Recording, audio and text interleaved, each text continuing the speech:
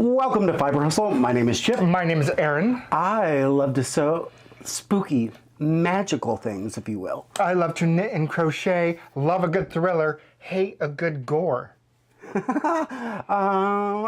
and you like to watch. You do episode 47, Fiber Hustle. We're getting there, gang. We are almost to 50 after what, 5 years, No, 6 years?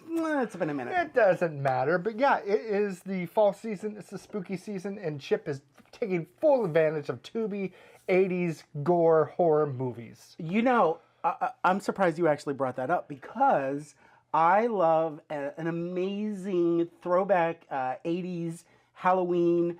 It doesn't have to be gory, doesn't have to be, but I want that suspense. I love a good family, kid-friendly Halloween movie. And Tubi, if you are not using Tubi, Tubi is the best because it's free. F-R-E-E-E. Yes. So if you like movies like Prom Night Massacre, Slumber Party Massacre, Massacre with Women and Children and Cars. I said if you there was like also family-friendly movies, but I kid you not, whether it's Amazon, Apple, Disney, I guess the other one, the one that really has the most is Hulu. Hulu has a lot to offer this time of year if you're into the festive Halloween kind of mood or like just fall movies. Second to that is Tubi. So just download the app. You know, you can get it on your phone, you can get it on your iPad, you can get it on your smart TV. You will thank me. It has been all of my world, and like there is nothing going on other than Stranger Things season 3 and 4. Yeah, we started watching Stranger Things again just to I can deal with that. I just can't do. You were watching Hellraisers a couple of days ago. I'm out. I'm like, yeah, I'll be in the bedroom if you need me or want to stop the movie.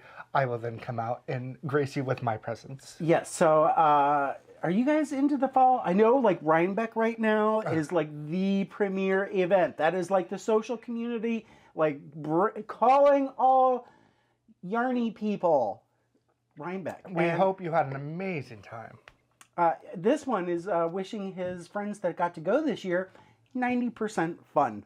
No, I said I hope you have 98% fun, and you would have 1 and 2 more fun if Carrie, me, and Chip were there. That would be 97. That would 98. No, well, we're 2. We're 1%. Oh, Carrie's another. Oh, percent. I'm a 0.5%. Yeah.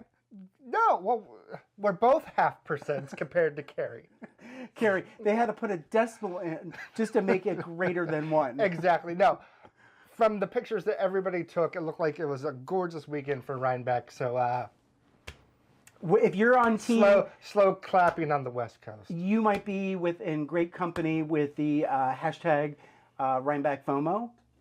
So you're in great company. So let's decide that we are going next year already. We are going. We are going next year. I will text the boss. I just asked for it off. Done. We're going. Yes, and I'll tell you, 2025 is already. I know we're.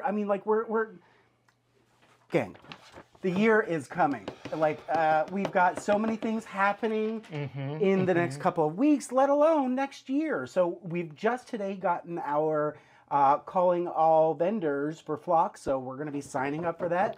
So I hope we get in this year again. I mean, can they turn these 2 faces away? If it's a 0.5%, we've got it for yes.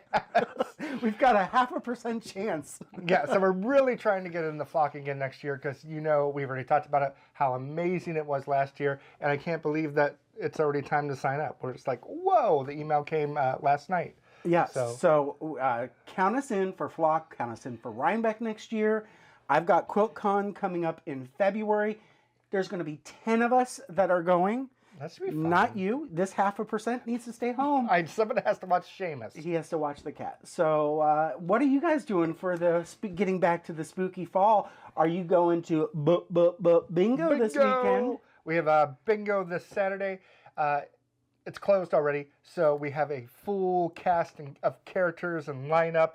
But we're going to have bingo this Saturday, Fiber Hustle Bingo. It's been a while. The 26th. Yeah, the 26th. If you haven't signed up, which you can't sign up, I should probably repeat that. We'll probably have one for New Year's Eve because we don't leave the house New Year's Eve. So if you're looking for something to do New Year's Eve, join us for bingo. Let's already decide on it now. You've made a very good point. I like to sew like I do my New Year's Eve, indoors, at home. Well, would you sew outdoors? I mean, some people, Oh. we'll get into that. Well, first of all, if you're new, we have some new subscribers. We're Aaron and Chip. We're from just outside the Seattle area. We live with our cat Seamus, who's adorable. We have Instagram, Fiber Hustle. We have this YouTube show, which you are watching. And We have our own shop. we have our own shop, yes. So we have our own shop, which we will be showing you some new things in the shop at the end of this episode. So if you're looking for new goodies, stick around for that. Okay, one last thing about bingo. Yeah. Thank you to everybody who's already donated and uploaded pictures because we love prizes. Mm-hmm. Our costumes are supposed to arrive today. Oh, delicious. Can't wait to see. Because bingo was hosted by the original Mrs. Werther's. And Lady Chips. yes, it's the only time our alter egos come out. Our altos? Not the Sopranos. my alto. No, I don't know what that was. Our baritones come out. Aaron, what are you making? What are you making? Or how about this? Let's we didn't even talk about what we've been doing the last few weeks. I or mean, months. we've got... I'll do a real quick catch up. Went to the men's knitting. I will do a real quick catch up. I went to the men's knitting retreat. Last time you saw us, Jeff was here. Jeff and I went with our friends Rob and Bob and all that good stuff. Another successful retreat. It happens every Labor Day weekend, men's knitting retreat in Seattle. It's one of the biggest events. So please go to that. It's a good time if you are a gentleman and want to knit for the whole weekend. And how many times have you been? That was either my fourth or fifth. I don't know. Because, I don't know. It's either the fourth or fifth. Oh, So, I'm going to my second QuiltCon. ooh, but I drive 45 minutes to get to mine. You fly across the country, and it's in what, Phoenix this year? Like the crows. Is it Phoenix? This year it will be 2025. Is this your first time in Arizona? Maybe. How exciting. I like Arizona. I mean, a little too hot during the summertime, but I mean, you got the Grand Canyon, which you're not going to see. You got Sedona, which is gorgeous, which you're not going to see. Flagstaff, pretty cool, which you're not going to see. But you're going to be Phoenix looking at quilts.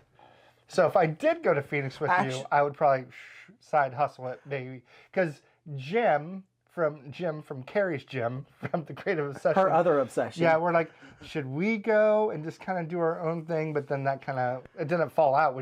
I didn't get in contact with Jim, so you guys are going, but that's what we would have done. Look at me, just fired off words. I'm just watching that drink. It better not spill. It's not, but what is coming here in our little area in February, I don't know if it's the same time when you're in QuiltCon, we have just down the street something called Wintergrass, which is a bluegrass festival all weekend, which I've always wanted to go to. And literally it's 2 miles from our street, so I might go to the Bluegrass Festival down the street. No one here is probably going to a Bluegrass Festival for folk music or acoustic music, but... Oh, you could probably sit and knit. If you are, I could sit and knit and listen to some stompers. I'm sure there's some local townies that would love to join you. I don't know if you would call our area people townies, but maybe. Suburbanites? I mean, just stop. All right. Now you may ask the question. Should I ask again? You should ask it. Okay. I should say it. Aaron. Yeah. You made that? I did. So I started this at the Men's Knitting Retreat, and I just finished it last week, and it's so far, you're going to see it. It's one of my most favorite things I've ever made. This is the Painted Wave Shawl by Stephen West. And do you mind if you hold it just real quick in front of your face, then we'll lay it down.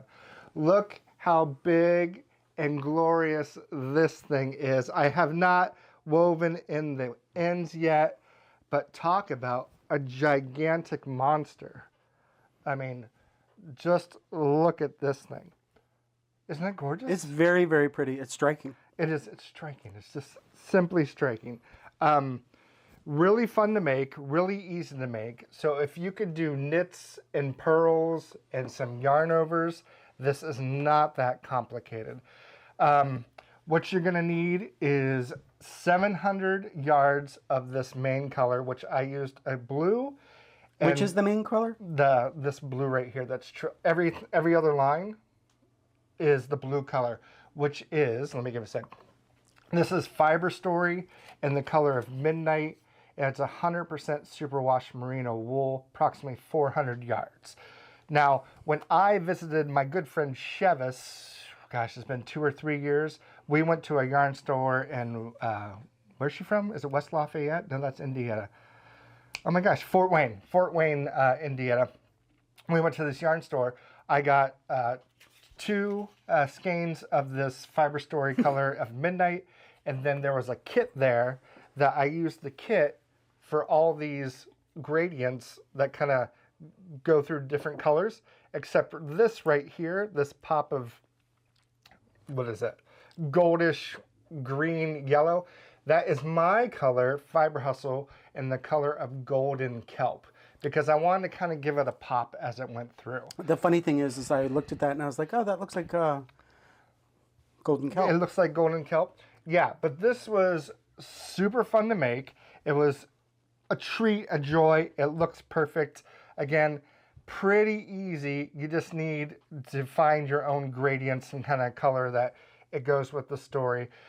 These were each 90 grams, except for mine, which was 100 grams. These were, each 80 grams. So when I did get to the end, you will notice that I started to double up on things because I started to run out. So whatever you start with here, these 2 colors, I could probably finish the whole shawl with. But once I got in these colors, I was starting to go over the 80 grams. So I just kind of combined them and said, you know what, who cares?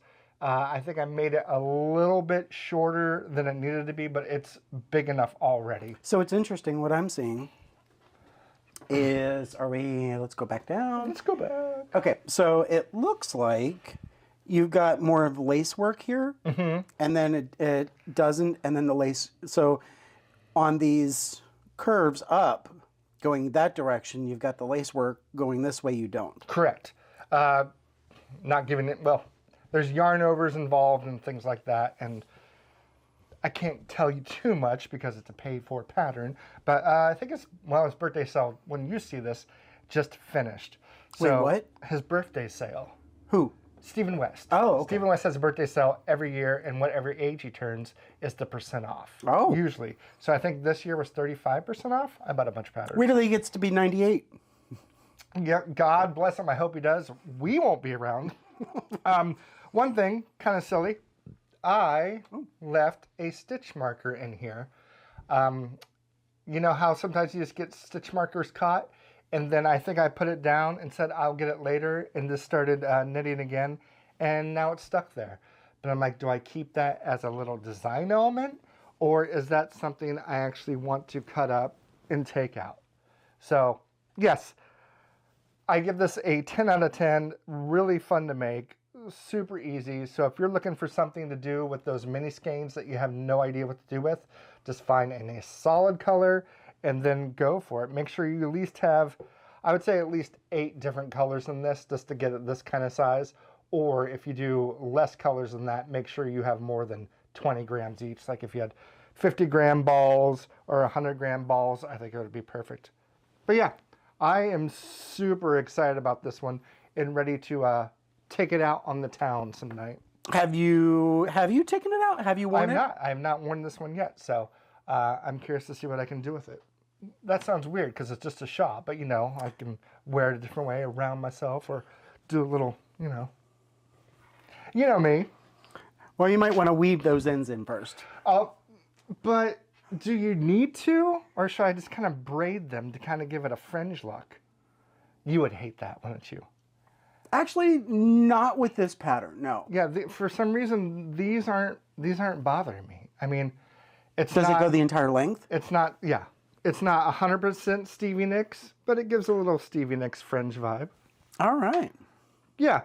So this, again, Painted Waves by Stephen West. I love this pattern. It was a joy to knit. That Aaron. It was all in the Fiber Story kit. The 7 of them came, 20 grams, and it was just called the number 7. So if you look on the interwebs looking for that gradient like I had, it was literally just called number 7. So I think that was the 7th different variation she had. So, Has that one been a popular pattern? a little bit, not too much. It's not like, oh my gosh, everybody's doing it, but everybody should. Everybody should. And especially that pop of the Fiber Hustle Golden Kelp yarn. So if you're going to make one, we got Golden Kelp in stock for your hookup. That was gross, and I love it. All right. Chip, Yeah, you made that? I did. It took a long time coming, but gang, as I said, I have been watching Tubi like it's going out of style. And it really, I mean, there's good movies that you can just watch and watch and watch, or you can just listen to. It's kind of like listening to a Halloween podcast. I mean, choose your own adventure. But I pulled out of my makes Oh, this is something. this quilt. We several years ago, I made this quilt, and I was like, you know what? What would happen if you got inspired by Grandma's Kitchen, which is your avocado colors, your orange, that mushroom brown, like, let's do something that's inspired by that. And so I just kind of made my own pattern. And then when it was finished, I was like, this is the ugliest thing I have ever seen in my life. So I'm going through the bin the other day, and I came across it, and I was like, you know, it's actually not that half bad. And so I looked at it, and I was like, you know what? I think if we just gave it a brown backing, let's just quilt it. Let's just, like, if you're watching those throwback movies and you're just, you know, you're under the fall colors, and it's just something that's so ugly that it's actually very nurturing. This is the quilt. I mean, like, this is my actual new favorite. I'm actually in love with the way that it turned out. A lot of, I mean, like, we've got the colors going. There Are those crosses or are they pluses? I actually don't even know. I mean, like, if I had done it in this with the with more of that taupey background, the whole thing, I would have, like, this would have been perfect.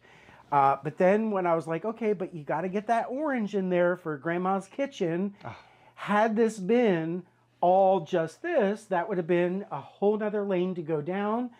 But the thing is you've got all of these colors in, and then you've got more of the browns here.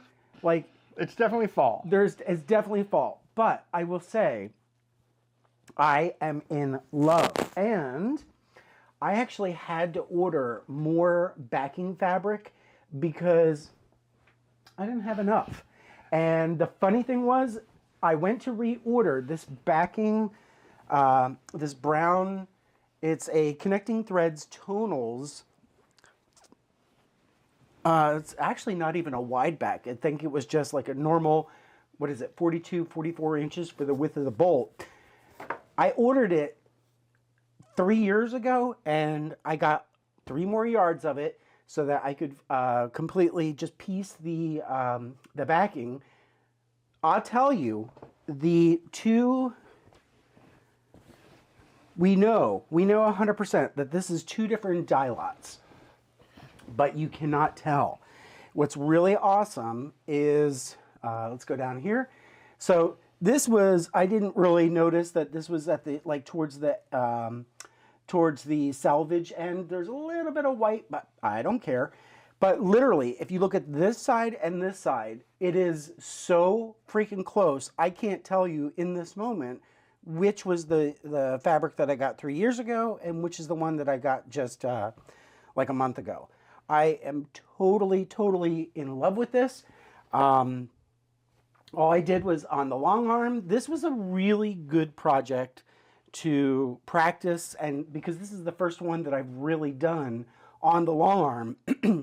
And getting the tension, and like after we moved from the one house to the other, this was like the first quilt that I really started using the long arm again.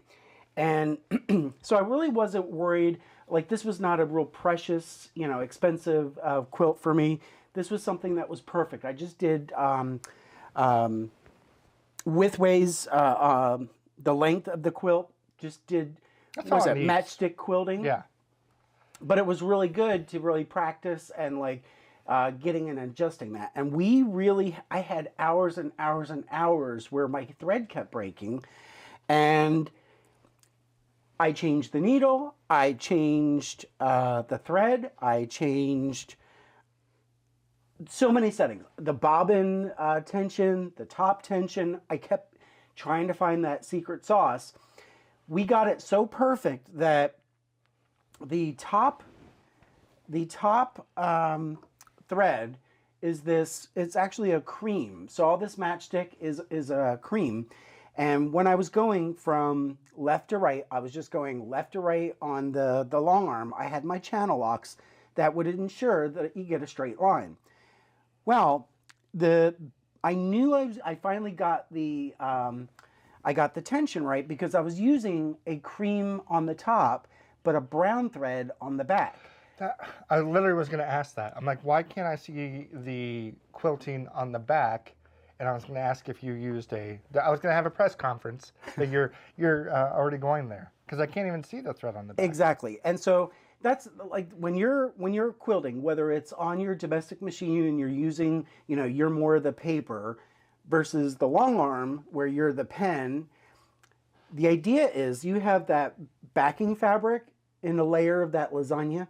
You have your backing fabric, you have your, I was going to call it foam, your batting. So whether it's wool, whether it's cotton, whether it's a cotton poly, It's a new thing. or just a straight up cotton, which is what this is. And then you have your quilt top. So you have that sandwich. As the machine is creating each stitch, you want that tension so that where it's locking between the top thread, which in this case is cream, and the brown thread that's brown, where that's locking, you want that to get really right in the dead center of that sandwich. And I'll tell you, this cotton batting, this is just 100% cotton batting, it's not super thick. So you really need to make sure that you're getting your tension absolutely perfect. Mm-hmm. And this was, again, it wasn't going to hurt my feelings if I got this wrong. But like, you don't see any of the brown coming through the top. You don't see any of the cream coming through the bottom. To the prop. I was thinking I was the problem because as you're going, like I have the channel locks, and you can have channel locks on your machine, which will only allow you to go front to back, back and forth, or you can have it side to side. You lock in those channels so that you're just doing these consistent passes on the long arm. But the problem is that I could go left to right, no problem, no broken top thread. But as soon as I would start from right to left, that's where I kept breaking my thread. So it was just, in the beginning, I was getting both ways. I started doing with my settings and like adjusting the bobbin tension. Literally, Carrie, she was like helping me for about an hour. We were talking about it. I spent like 4 hours with Jen and Brendan on our So Saturday on Zoom. And we're trying so many different things until I got it finally set. But unfortunately, sometimes you've got to do this on every quilt that you're starting out. So Not the bobbin tension. Exactly. Not the ball worm. It could be scary, but as I said, it wasn't going to hurt my feelings if like this one, if it wasn't perfect, because this was for me. And like, it is so ugly. It is so ugly that it's right. It is ugly. I told him for some reason once he added, is this the border? Yeah. Binding, whatever. Once he added this, for some reason it made it less ugly. And I don't know why, since you just added this part, I think it just sucked it in and Yeah. brought it all together. It was perfect. But without that, I was like, choices. Exactly. It just grounded it. And our neighbor Marie, when she was looking at this and she was looking at my piecing, she's like, "This is not your work," because this had to have been one of my first quilts that I was just going for it, and like all of my everything doesn't necessarily match. Points? All my points don't necessarily match. I mean, like this was rough and ready. Every night he has been cuddled up in this, watching his trash movies. He's like, I love this. I love this thing. Every night he comments at least twice that he loves it so much, which I'm happy it's bringing you joy. It is. I mean, like it's it's ugly, but it's like the perfect campy movies that you're watching, and it's a campy quilt. I think everybody should have one. Maybe more in this color with the taupes and everything. I mean, like I wish I had it more in this family, but I'm totally okay with it. Maybe even the dark brown would be fun. It's lovely. But yes, I love it. And you actually, this one, he's like, I think I need to try to take that one for a spin. So because he wanted to take a nap, and surprisingly, even with the 100% cotton, I didn't double up on it. It was still nice, and it was perfect. It was perfect for this time of year, weight-wise and warmth-wise. Yeah, I'm always hot. So this was all right for that short 5-minute nap I took. Oh, please. After you slept in it for 4 hours. Please. So anyway, that I made that, and I'm happy I did. I'm very proud of you. I finished one of my UFOs. That's awesome. It's awesome to take something so old like yourself and make it, just kidding, and make it complete. No, I think it's great. Aaron. Yes. You made that? I did. And I have it, it's living in my, I finished this at the minute. Oh, it's living in my chip sack. Which version of this one? That is the dark denim. The dark denim chip sack, which is... And I'm sorry, this is the medium. Medium dark denim. This just takes me back, speaking of 80s horror movies and stuff, to like a jean jacket. And I just want to put a bunch of pins on it. Just kind of give it that rocker 80s vibe. You probably did not have a jean jacket that was filled with pins, did you? No, I did. No. Like, I had to think. I had an acid wash jean jacket.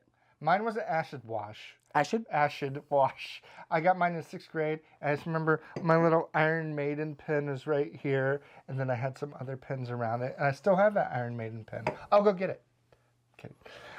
Yes, this is what this reminds me of, and this is, look, you could put a whole shawl in there and your skeins of yarn. This is the Gillis or Gillis, Jyllis, another Stephen West one.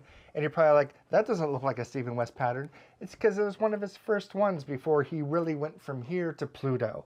So it was, and can you hold this side? So this thing is more of a scarf than a shawl, but it's called a shawl. Very delicate, very intricate. pretty. It's very pretty.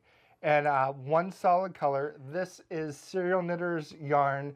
It is 60% merino, 20% yak, 10% silk. It is so soft. It's DK. How much love? How much love? 100% love from Deb when she makes her yarn. This was an OOAK called Another Moss, but she actually has a color. Why do I say actually? She actually has a color called Moss, which this is a hint greener than this, but very close because this is probably a kind of a prototype before she got to that color. This actually, in real life, it kind of looks like a patina. What's a patina again? A patina is like what metal colors get. A patina, like a worn. Oh, okay. Worn and weathered. Okay, nice. I'm like, nice. But it's super soft. There's a ton of yarn overs on here, some knit two, purl two together. It was a good knit. This wasn't my most fun knit. Gang, I'm going to be honest with you. So when I got down to this section right here, which probably still does not look right. I ripped it back at least 4 times back to here and started over. I looked to see if there's any errata, and there wasn't. I'm like, what am I doing wrong? Because things just weren't matching up, and they still don't match up. And I kept on saying, trust the pattern. By the 4th or 5th time, I said, F the pattern. I'm just going to keep on going with what it's telling me to do. I don't know if my HD, what is it? ADHD was like just so bad the last few months that I just couldn't concentrate on this part. So I finished it. I think it's supposed to, so I just finished it. I said, I can't. Have you ever ripped something back so much that you're just like, I just can't. I'm just going to finish it. It's out of control. Might as well go with it. It's out of control. I'm going to go with it. When you are wearing it, who's going to come up and say, your little diamond triangles don't look as diamondy and triangle-y as they should? Because of the yarn, super warm, super great knit to wear. But yeah, if a knitter came up and did some inspection, they'd be like, those diamonds don't look that good. Chip, press conference, go. Actually, Mr. Aaron, I have that definition for you. What was the word again? Patina. Patina. What does it mean? It means a green or brown film on the surface of bronze or similar metals produced by oxidation over a long period. Oh, nice. I like that. It does have that. It has that patina color. It does, yeah, kind of a green metal kind of. Yeah, I love it. Good find. Good find. I knew it in my thinker. I knew it in a thinker. So I'm sure somebody else could probably finish this bottom section, no problem. But there were a few times that I had to rip it back to certain spots just because my mind was probably wandering. I was talking to someone, and yeah, at the retreat, I'm like, I'm going to finish this thing, even if it kills me. And yeah, I'm like, you know what? Chip would still be working on it. It's good enough. Who's going to see it? Follow-up question. Yes, go ahead. I'm kind of confused. About what? Well, the edges. What do you mean? Where are the strings? No, this one I wove in all the ends like a proper gentleman. But yeah, I was very excited. And another thing about this pattern, sometimes certain patterns get my goat. Again, I liked making this. This took 3 skeins of DK weight yarn, but literally the 3rd skein was probably the last 4 rows.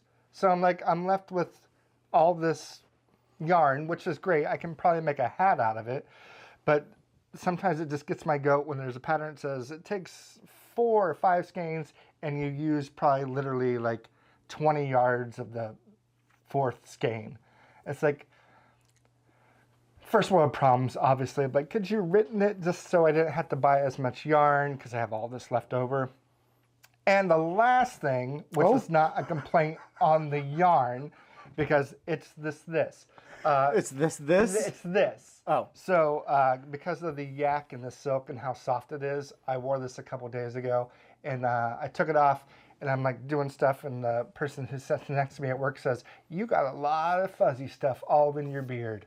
So every time I moved, it kind of collected a little bit of green fuzzy stuff, which again... Is that the yarn, or is that the way the pattern's written? I think it's the yarn, which I think if you are a bearded person, then just, we all have to, all us bearded people have to kind of keep an eye out for things that rub against our neck, especially if we're working at our desk and just keep looking around, that some things are going to come off. If you're a non-bearded person, you're totally fine. But yeah, I like this pattern. It was really good. Just, it frustrated me a few times, and that's probably not the pattern. That's just myself. And yeah, and it worked. One thing while we're here, it might be snake oil to some people. I got a little hand arthritis, and since I finished this at the retreat, my friend Max, who is a hand therapist, massager, not a massager, just a hand therapist, he brought a marma stick with him for your hands, and I have been digging this. He passed it around at the retreat. Some people were like, yep, not my scene. For some reason, I really took a liking to this. It is my scene. And there's a video, 2 videos up on YouTube by, let me see who it is. It is by Heidi Parks. She does 2 videos on 15-minute hand yoga with this marma stick to do it with your hand, and a 15-minute video on your forearms. But it has some textures and some grooves in there, and it kind of makes me, Chip see me use it all the time. He wasn't really into it. He's like, this isn't my thing. But if you have arthritis in your hands, it actually kind of just, you look at it, it forces you to take a break from knitting just to give them a little break. And you roll it around, and you can find different pressure points in your hand, and then do some circles. I don't know that you need to use the pointed end in your, like, this would be better. But you get pressure points, so you can do 2 different things. There's a little cuticle drill you do around your cuticles, but we'll put the link below, not affiliated at all. I'm just telling you some things that I have been using lately to kind of get my hands exercised, give them a little break. If you rub it to see how it feels on your hand, I think it was $12.95, then $5 of shipping. I tried to find them on Amazon, could not find them. So I'll put a link to someone who does yoga below. But I don't know that this does anything for me. Yeah, that's why I said some people were like, no, not really. But for me, it did. But also, like I said, it just helps you take who we're looking for. I thought you were looking back. I was actually looking to see if the mail came today.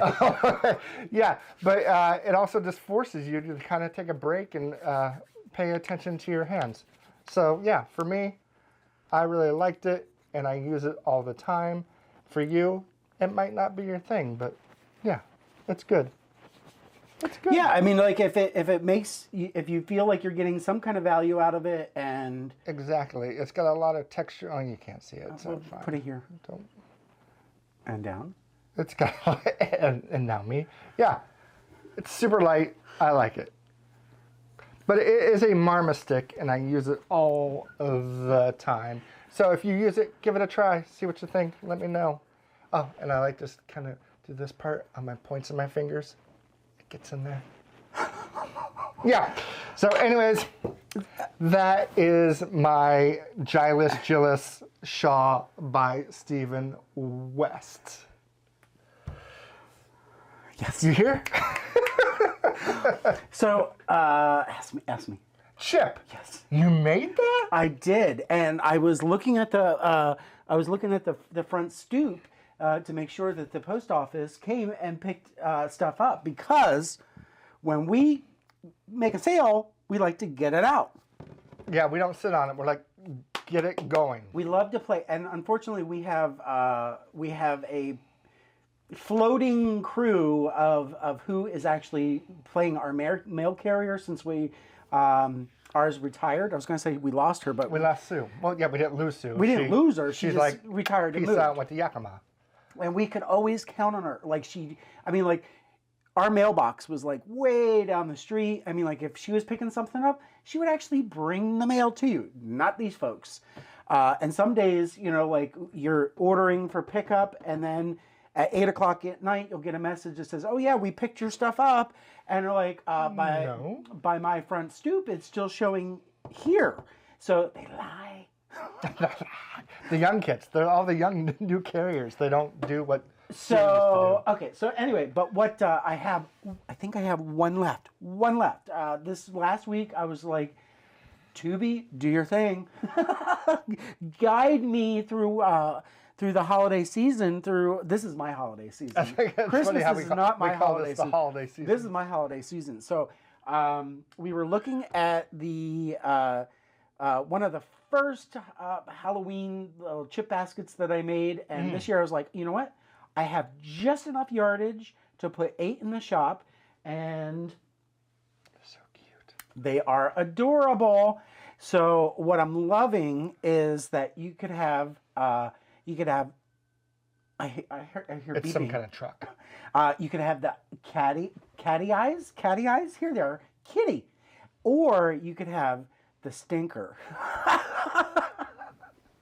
So Or a combo of both. or you can have. But really, what I've done is I was having so much fun with these. So this is literally the last one. Notice there's no decoration. You get your choice. As people were ordering them, they didn't know that they were going to get their choice. But I'm like, let's do this. So people ordered the front and the back the way that they would want. And so you could do like I have. So does that mean there's one more in the shop? There's one left in the shop. So this is it? This is it. Okay. So you could do, let's see, you could do the witch's hat. You could do a ghost. You could do a pumpkin. I love the pumpkin. There's kitty that you've seen.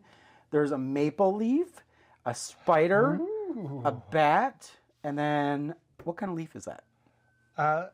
I don't know, but it is some kind of leaf. And then a nut, an acorn. Oh, I didn't see the nut till just now.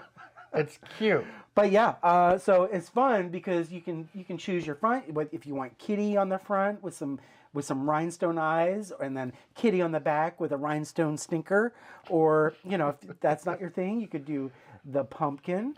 You could do, we're doing the witch's hat. I've had several people do witch's hat, so it's fun.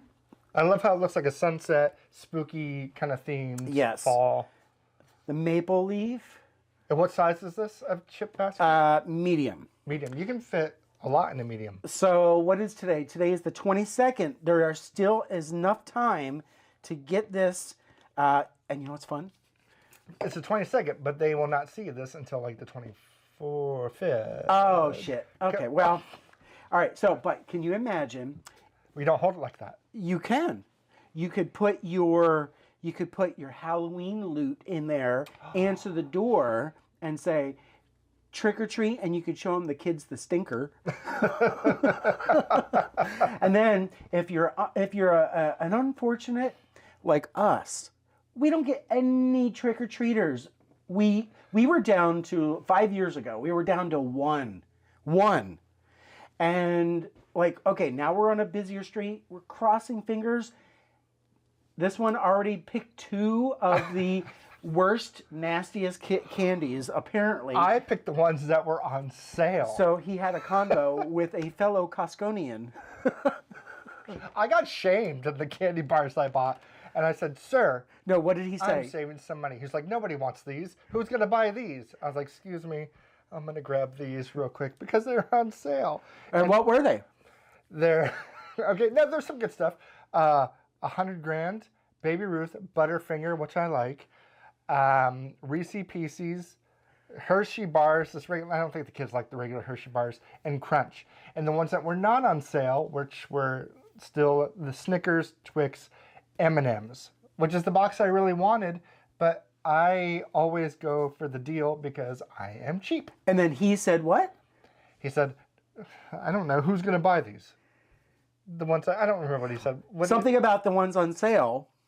Oh, because they're not moving. Nobody's going to buy those. That's why they put them on sale. Because nobody wants those. Yeah. I love them. Give me in that order. I love a Reese's peanut butter cup. I love 1,000 grand, 100 grand, Good, whatever so it is. That's what we got. Probably on the low end of my list. What was the other one? This is the regular Hershey bar. Yeah, Hershey bars are like at the end. But we can have like a s'mores. Can you for melt it down? Thanksgiving. Yeah, we can do it. There's so many things you can do with chocolate. Wow. You So can many do things that? you can do with chocolate. You can do that with chocolate? Yes, you know. Why can I imagine you, with your ADH, at 5 years old, 4 years old, have a vest, Oh, always dirty face. and then some kind of rope that is attached to the monkey bars, and you've got chocolate all on your face, and you're just trying to run, and you can't go anywhere? I was a very, very hyperactive kid. His mom got his candy on sale. Hey, I'm not going to turn down a deal for kids. So I made that, and I want the last one gone. Yes. So when you're seeing this on Friday night, that's when we It typically may or come. not be here. Yeah, it may or may not be here. Aaron. Yeah. Where are we? You made that? You made I that? did. So we mentioned our dear sweet neighbor every once in a while, and she wanted a new hat. So I said, hey, I'm going to make you a hat. So I whipped this thing up. This is the Grass Whispers Beanie by, going to destroy the name, and I really don't mean to. It might be Teti or Teti, T-E-T-I, and Lutsak, L-U-T-S-A-K. Teti is the first name. This pattern, worsted weight. This is in the Fiber Hustle yarn, which is 100% Targhee, non-superwash. And this is Life Aquatic is the colorway.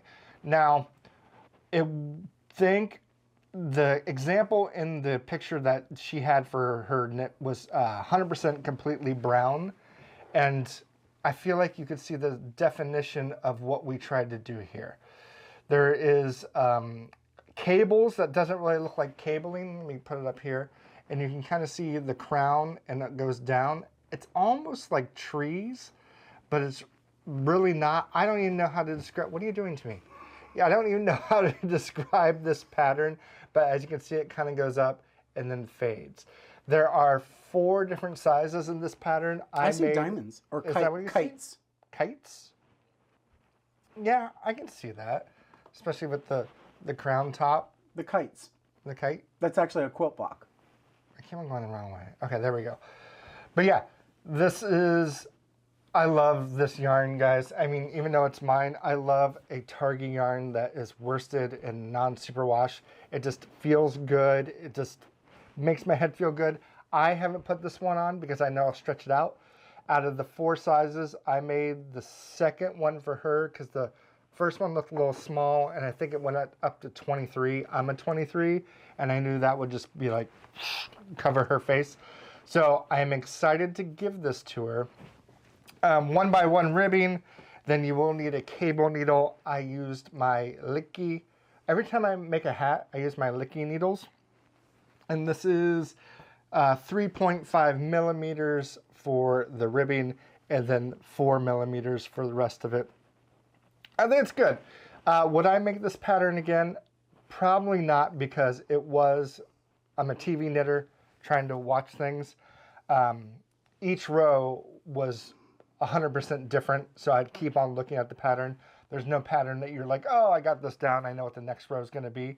But I think it was worth it to show different things. What you looking at there? I'm hanging on every word. Obviously you're not. I'm like, what's more important than this? I'm thinking of my next thing. I got things coming up. If I have to sit during your segments, you have to sit and act excited during my segment. All right, I will get my glossed face over. All I saw was something about brownies, and I was like, what is happening over there? Where did we go in the snack time? He messed up, I think, one of the brownies the other night. No. Okay. The great brownie debacle of 2024. I bought 2 boxes of brownie mix because I said, why buy them when we can make them? We don't have a brownie pan. So I said, hey, got the mix. Let's wait until we get the brownie. I was forced into making brownies. He goes, there's brownie mix out there. I go, yeah, you were there is. strongly encouraged. And I said, those eggs are like over a month old, which if they're a couple of days old, eggs, maybe 2 weeks, I'm fine. I go, let's hold on to get new eggs. There's brownie mix out there. I go, again. So he brings out all the fixings, all the makings. I'm like, he's going to make brownies. So he comes back and sits down. Go on. It was mise en place. I had everything on hand. Everything was laid out for him. Sous chef just even preheated the oven for him.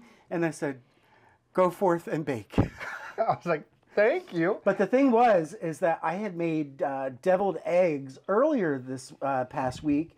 And they were the stinkiest eggs I had ever encountered in my life. And the eggs were not off. We went to game night. I brought some deviled eggs. This one, even on a good day, even on a good deviled egg, would never eat them. So he's a bad smell. I can't the smell. I can't get past the smell. These were they're very sulfur. There was a lot of sulfur. Think a regular deviled egg is times Pluto. They were very fragrant, and I don't understand why. So then I cracked, fast forward to brownie night, I cracked open an egg and I'm like, they're not off. They were not off. Even when I was boiling them, they behaved correctly. Yeah, I don't think it's the egg. I don't think the egg was. I think It's maybe. the pan. I think the issue is that we also use canola oil instead of vegetable oil. Oh. And we used like a bread pan, which I knew was not going to be right. He said maybe do half and half. But then when I filled it up, it looked like it was only like Half that and half, thick. meaning instead of doing one deep, do two more shallow, so that way it cooks more evenly. And he didn't listen. Sorry, I didn't listen to your brownie making it. If you want it done, do it yourself. Well, I want some correct brownie pans. Then we need if you would like our address to send us a brownie pan, give that to you. Strong suggestions: 7x7, 8x8, 9x9. Or the one that has the brownie pan that has The brownie pan. The brownie pan that has all the edges is like $60. Who's crazy enough to pay $60 for a brownie pan? But it has 5 stars. Isn't there like an? So you never get like a middle section. You always get the end. But why can't you just use a cupcake pan? To make brownies? Sure. I mean, I'm sure people have done it before. There's crazier things in life that have Have happened. you never seen a brownie bite? Yes. Not in this house because you eat them all. Oh. Anyways, I made this hat for my neighbor. And if you like cabling and things like that, I say you go for it. I can't wait to give it to her.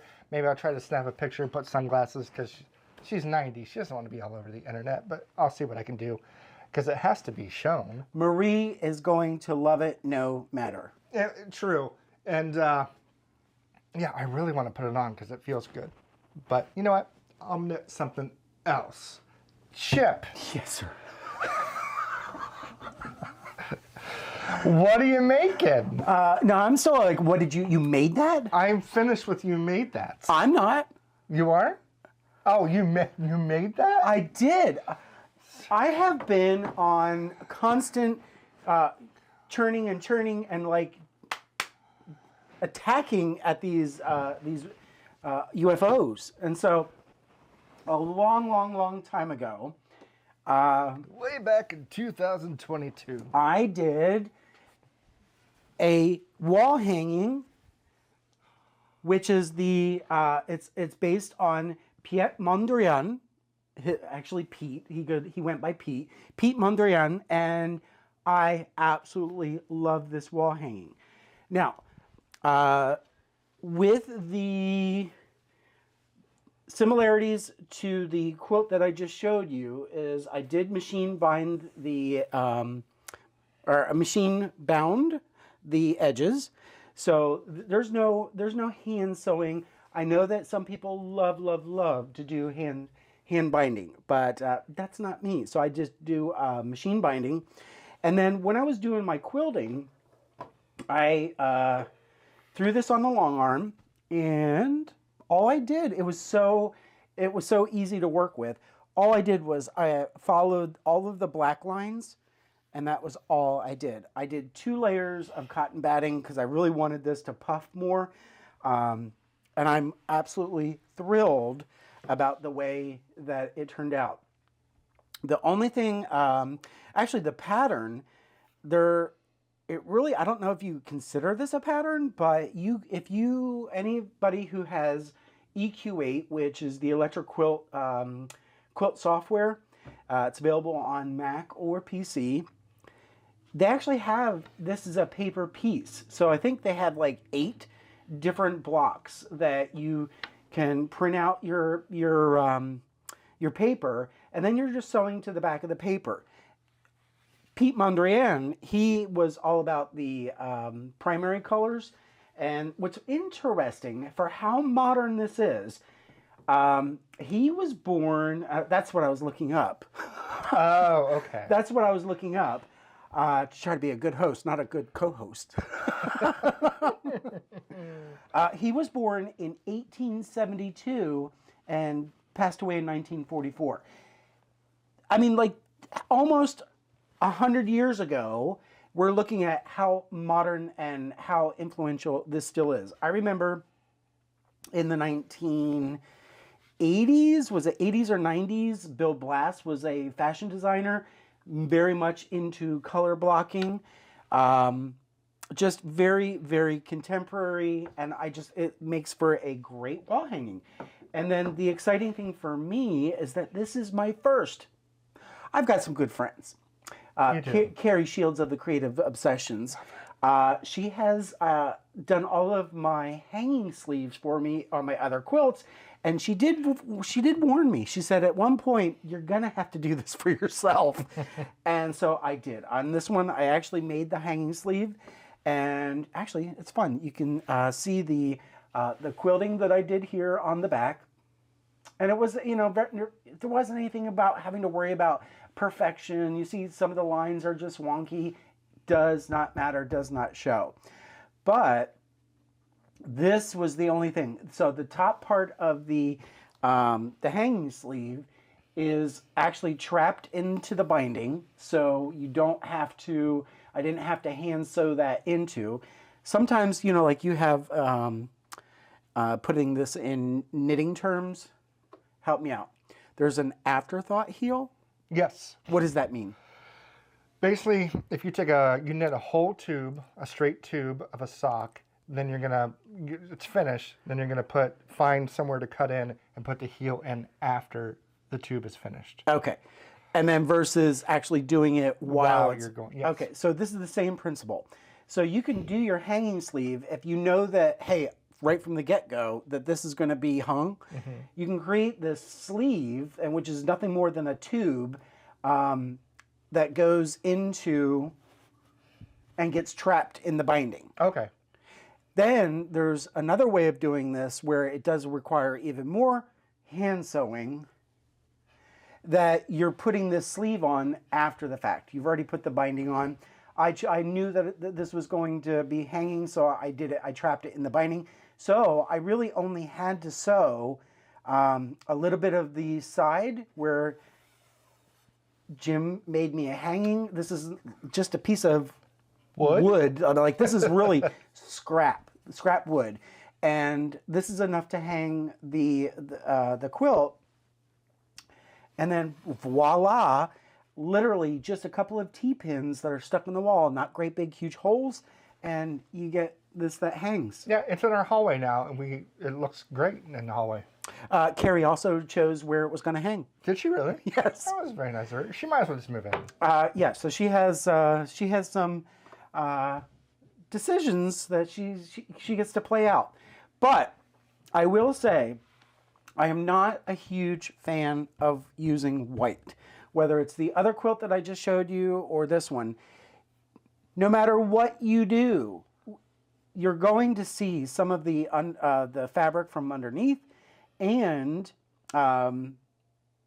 unfortunately, if you get any kind of threads, I call them rats, these random annoying threads that just pop through. Like, I clean and trim to make sure that I get most of all of these threads. But even on here on the yellow, you can kind of see where that is. Unfortunately, I just... White's the worst. Is there like a thicker... Can they make a thicker white so you can't see through there? Maybe. I don't really think so. Well, I know that there's like Not different really. thickness to fabric. I mean, there is. I know there is, but I mean... There is, but not that it's going to solve this problem. Okay. But, yeah, where'd you go? There we go. Nice. Yeah, I absolutely love this, and I could see a whole quilt in this. Yeah. And we have friends like Susan, I could send you some templates for you, and you could create one because you loved a paper piece, Mrs. Kravitz. Oh, okay. I know her. Yeah, she loves to paper piece. But yay for another object and something modern to hang in our house. I love that you have actually been doing your craft that you love and making quilts. Witchcraft? Witchcraft? Oh, witchcraft. Witchcraft? Witchcraft. W-C-H. Yes. C-I-A. Okay. Okay, so, Aaron, what are you making? I am making This is living in my, what color is this? Golden yellow. Golden yellow chip sack. And a whole sweater fits into this. I am making, you think you saw this, I don't know if I saw this last time. I have more progress. This is the flax sweater by Tin Can Knits. I am using the app and I finished the body and I am currently now at, let's move this over a little bit. I am currently now at the sleeve stage. You are so scaring me. Why? Like you're going to drop stitches. Oh, drop stitches, Mitches. I'm totally fine with that. Can we give you a little thing to What are we giving me? protect against that? Oh, okay. Like you're really scaring me. If you guys have on your chip sack, you can have your drawstring. If you don't use that, you can use these to As a stopper? as a stopper. Yeah. I didn't put it in the right hole. Oopsie. There you go. Okay. Slippery little suckers. Yeah, it shouldn't take that long. Oh my. But it's on there now. Good. All right. So this is the Tin Can Knits flax sweater. I have chosen not to do, there's some, on the sleeve, there's some, stockinette, not stockinette. Is it stockinette? There's some kind of pattern on the sleeve. No. I am doing stockinette. I am not doing the garter sleeve like the pattern suggests because I have made a sweater like that already.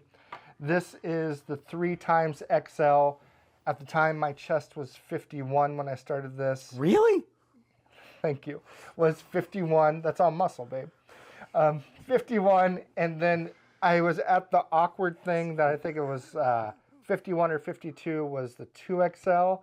So I was like, I'll do 3XL, which is 55, because I wanted a little bit of ease. It's gone down, my chest has gone down a little bit in the last few months. Not much, but it's gone down a little bit. So, I mean, it's going to be not baggy, but it might just fit right. So I'm using the Tin Can Knits app as well. What's so funny? No, please, the world would love to know what your humor is in your head. Because you're afraid to say it. I'm using the Tin Can Knit app, which you plug in your what you are, that kind of thing, and it just shows you the pattern, because this size is for like literally this small to like this big. I think it goes up to 8XL. So yeah, I'm really enjoying this. It's Wool of the Andes by Knit Picks Yarn.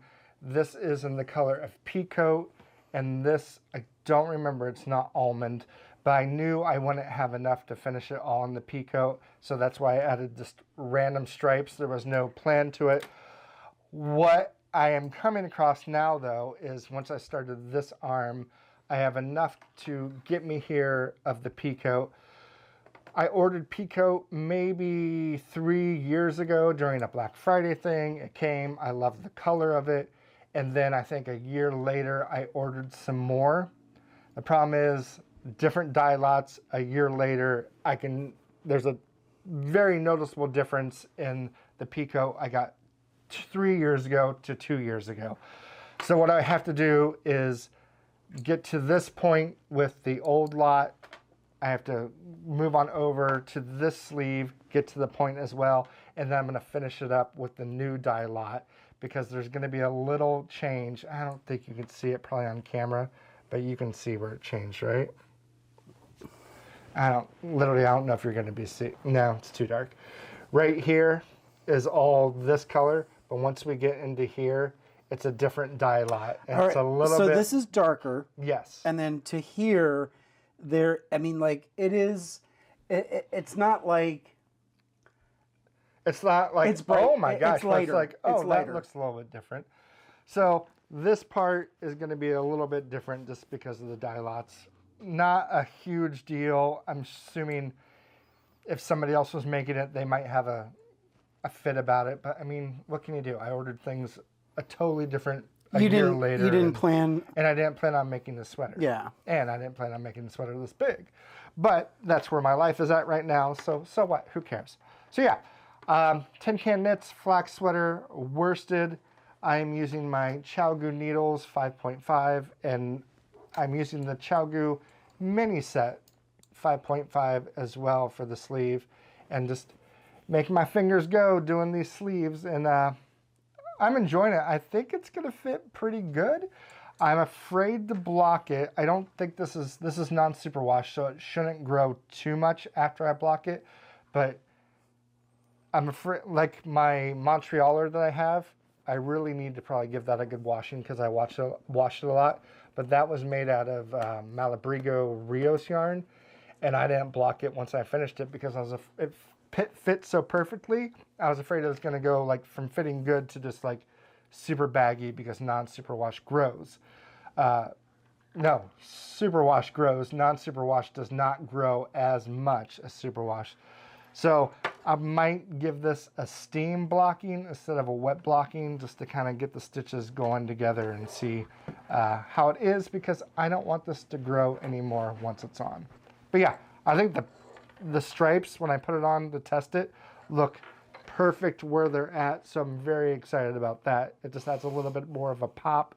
Yeah, and I'm excited to finish it. So hopefully next time, because I only have a sleeve and a half left, it should be finished. And then I get to start on a sweater I'm going to make for Chip.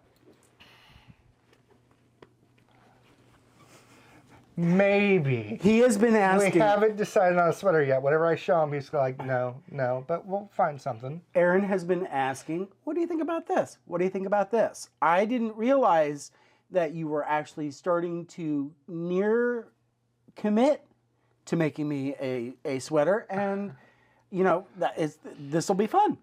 This is going to be fun. Yeah, 100%. I should probably just give you the Ravelry login. You go through it. Nope. And say this is what I want, what I don't want. Nope. Do you just want a flax sweater? I'll think about it. Okay. Because I can't have like a whole color work Story. Arne and Carlos, like, yeah. I can for you.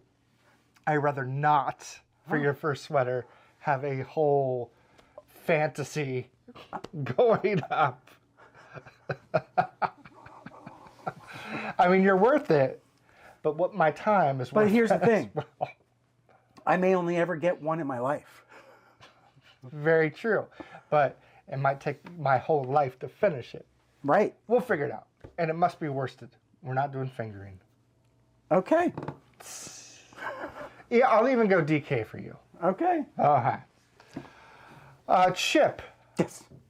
what are you making? All right. So I have a couple of UFOs that I had to pause on because, again, I didn't have enough backing fabric, but the backing fabric has come in.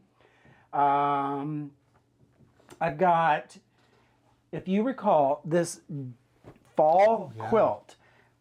Gang, this thing was so big. I think it was like 130 inches by 130 inches that after I spent several days just unpicking and resewing, there's enough to make 3 quilts out of that. So we're getting 2. Michael, I've given pieces for, Michael over at Piece for Piece, who visited us a couple of weeks back. I know, such a good visit too. In September. He's dabbling into sewing, and so he's going to be making one of these as well. I am going to be totally thrilled. There's 2 of these, and these are going to be next on the long arm. These are much, I mean, like even now, this is still a much, you know, very generous quilt. And I love it. I want to do this next because it's really getting into, like, I've already had my tacky Halloween quilt. It's November. This is November, October. This is more November, and I think it's just flying geese, and I cannot wait. And I might even meander it. Girl. So there's nothing wrong with a meander. yeah. So do you have a lot more what are you making? I do not. All I have is shop update stuff. All right. So I've got these 2 that are going to go into the long arm.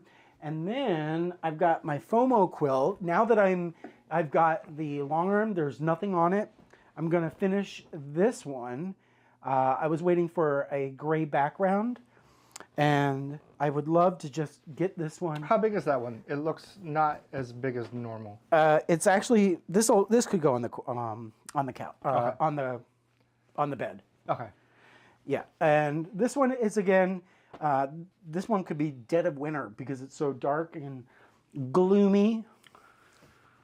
But I'm excited. I mean, like, I'm actually working my way back to you, babe. Working my way back. Working my way through my whips and my UFOs, and I'm actually having fun because it's so nice. You know, you guys, it's so nice to be in the land of the quilting, and It felt amazing to take a little break after flock and just knit.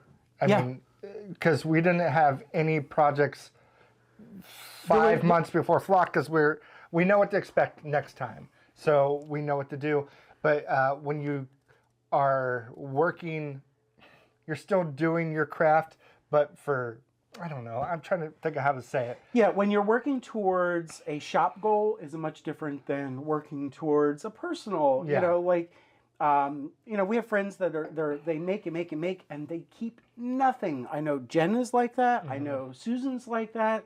And I know it's kind of, is it waning off? It's not so popular to say selfish sewing or selfish knitting. If you want to do it for yourself, do it for yourself. But I mean, like, just to do something that there's no have tos, you get to. And And I needed a dye break, and then now that I taken that dyeing break, I'm like, oh, I'm ready to start dyeing again. Aaron, you dyed that? I did. So a little shop update. I was like, do I do kind of a release? I don't know. Some of you follow us on Instagram or not. I'm kind of doing a little hip hop collection. So I'll go start for the woohoo, the good, and kind of go through. No, they're not misses. I'm just working on some recipes right now. So with my hip hop collection, we are going to start first with the yarn I just dropped on the floor, but it's all right. The Miseducation of Lauryn Hill. Love this album, and we have some yarn inspired by that. I think this one, I kind of knocked it out of the park for that. So perfect if you're into some orange, some fall tones. I mean, look at it. Sorry just to be that person to toot my own horn, but it has, like, from the corner to just the face, I think it's almost perfect. So this will be in the shop coming, probably when you guys see this, I'll make sure it's in the shop Friday. What's this one called? Ooh, let's just, I haven't even thought of a name yet. Let's do either Miseducation or Superstar. That's not a huge hit though. Let's do Everything is Everything. Everything. That works. Is everything. Wanna me. So this one's going to be called Everything is Everything. It's going to be in the shop. Then we're going to, this one, it's not a miss, but there's a few of these skeins, and it might change at some point because there's a few colors that I left out. But it's a pop. De La Soul, 3 Feet High and Rising. Great album. If you, these are all from the 90s. Has some bangers on here. And here we go. Look at that. Aaron, you did it. I did it. So these are, I think, fun, perfect. Lots of yellow. I got some of the blue. The only color that I need to get a little bit more is this kind of salmon color. Just added a little hints of green in certain spots. And then we got the magenta for the De La Soul. I'm very excited about this one. Well, you even got his little t-shirt. Yeah, and I did kind of a different dye job on this. So this will probably stripe up pretty well if you're doing socks. It's good for anything. But if you're doing socks, this is my 80-20 base fingering. That was 80-20 as well. There's going to be some stripes of color in there. So I think it is perfect. I'll just wrap that up later. Back to hip hop. Some smooth. Hold on. Sorry. Okay, did we mention ADH? There is some smooth upright bass in this one. This is Erica Baduism. And I'm still deciding if this one needs a little rework or if I'm good with it. But we have this right here. So if we go down to the zoom, we have the purple for Baduism. We have the yellowish color for Erica Badu. There's little bits of brown for the headpiece right here and some black. So this also, I think, is great, but I think I found a different way to do the black. Here, now you can see the brown. Yeah. So once these are gone, and I might try to work a little bit on the black again, in just case you guys want to see it. 80-20 fingering weight, and this is what you're gonna get with that. So it's kind of a mix of everything, which I think is gonna knit up totally tubular. So yeah. So, okay, so why don't we say for the ones that you're willing to put in the store, but that you haven't completely committed to these can be OOAKs. They can be, but then I'm like, am I thinking too much into it? Are they perfect the way they are? Because you know me, I like to, for my dyeing style, I like to make sure everything's perfect. And like Carrie always says, she goes, you take your album stuff very seriously and you try to get every single color, which most people don't try. It's an inspiration, right? So this could be it, but yeah, those will be labeled. Not sure the names. They'll be labeled. Those will be labeled, and they'll have names. I don't have a name yet. So when you go to the site, if you order them on Friday or Saturday, they'll probably be in the top section of, hey, here's what's new. Other than that, I have a few other colors not album inspired. This one's a very light speckle. It's called Winter is Coming. Oh. This one is very delicate. So yeah, winter is coming. It kind of reminds me of snow caps with just a little bit of blue to give some winter colors. So that's Winter is Coming. And this one is Winter Done Cometh. Because this reminds me of winter as well. This could make probably these could go very well together because there's a lot of this color and this. So that's also new. And the very last thing, it is back again. I somehow got the recipe by mistake. This is a clown explosion in fingering weight. You got the recipe by mistake. Because what does that mean? I made a clown explosion at Carrie's house when I first learned to dye, and this looks almost exactly like it. When I was trying to go for something else, I looked at it, I was like, this looks like a clown explosion, which was a OOAK, but now I have a recipe to make it. So this one's a little bit wackadoo as well. I don't think that's wackadoo at all. This is really pretty. Yeah. So this is it's something. It's got some speckles. No. This orange, is so green, pretty. Blue. This has everything. How many of these do you have? I think I have 5 of these, maybe 10. I know that's a totally different number. Yeah, okay. I mean, you could go east or north. I mean, I hide no secrets here at Fiber Hustle headquarters. You guys, I was trying to make, on the TLC tip, because that's another album I'm trying to do. I just can't get it right. This started out as a color inspired by on the TLC tips, TLC's album from the 90s. And I poured the first green. I was like, that's not the right green. And I poured another color. I was like, this is so not right. And I said, it is now going to be something else. And it became, it's a clown explosion. Part 2. Pretty much. But Aaron, I really think this is pretty. I mean, if you guys like more, I'm not going to say spring, like it's not like hit you over the head, like bright colors, but more saturated pastels. This is really, I mean, I think this is a hit. Yeah, I think it'd be great for socks, or if somebody bought the whole thing and made like a sweater out of it by alternating skeins. I mean, you will stand out and be seen, and don't we all want to do that? This one, I think, I mean, who knows? I mean, like what we love, you guys, like, but then something we're like, meh, and then all of a sudden you run to it. So we'll see how that does, because I really like that one. And actually, your Lauryn Hill, totally gorge.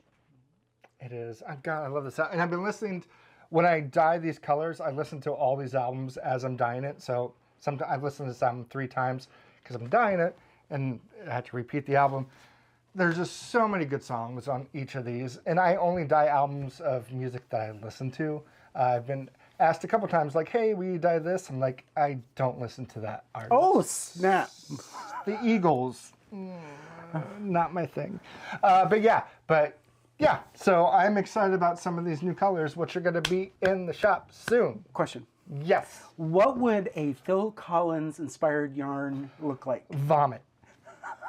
I don't do the Eagles. I don't do Phil Collins or Sublime. Everything else in the world is probably good. For some reason, everybody has those artists or bands that they do not care for. Those are my top 3, and I apologize if those are anybody's favorite bands. And don't get me started on U2 either. Just get out and vote. Just get we're just asking you vote to get for out. something else is what he's saying. Exactly. Yeah, vote for just vote. People have died for your right, so get out there and vote. Okay, so I think, are we good? I think we're finished. That's everything. We would love to see if we can get the Fiber Hussies to do another episode soon. Can't guarantee it. We would, we're going to try. Who knows? But yeah, we're going to see what we're still looking to see what this year turns out like. This year's Halloween bingo? Yes, because we don't want everybody to buy costumes. We don't want everybody to spend months and months figuring this out. I mean, grab stuff that you can and then come to the party. So can we announce right now, since you said grab whatever you can, that maybe if we do one New Year's Eve, it will be like an 80s pajama party? If that's what you're... That's what I'm feeling. Okay, so why don't you... Yes, because I've chosen and I've curated this year's Halloween. Mm-hmm. So you can curate New Year's Eve. Okay, so we're thinking about New Year's Eve, which will be on New Year's Eve. If we do a bingo, unless we're in Vegas, we're not going to Vegas, right? I don't know. It would be an 80s not 80s Halloween party. It would be an 80s slumber party. No massacre. No massacre? Because there's a Halloween movie called Slumber Party Massacre. Oh, okay, yeah, no. Yeah, a massacre. Just, yeah. All right, but if you're coming to bingo this the 26th, glad to have you. If you're not, maybe next time? Maybe. You're going to vote. You're going to shop at the shop at fiberhustle.com. You're going to like and subscribe. You're going to do it all. You're going to do it all. We're excited. Yes. So hope you guys have a great rest of your weekend. And we love you. And Joann, play us out.